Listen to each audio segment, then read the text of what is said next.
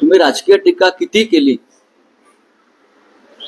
तरी हे जे एका नेत्यामध्ये गुण आहेत ते तुम्हाला महाराष्ट्राला, देशाला मान्य करावेच लागतील. आम्ही स्वतः त्यांच्याकडनं ही प्रेरणा घेतो. नुसतं कौतुक करून चालणार नाही. परिश्रम, सातत्य आणि संयम या गुणाची कास देवेंद्र फडणवीस व त्यांच्या सहकार्याने सुद्धा घेतली पाहिजे.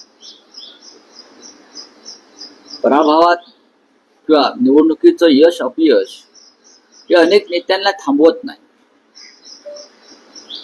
मग ते बाळासाहेब ठाकरे होते, त्यांनी अनेक निवडणुका लढले, हरले, जिंकले, काम करत राहिले. आणि आता माननीय शरद पवार साहेब सगळ्यांचे आदर्श आहेत.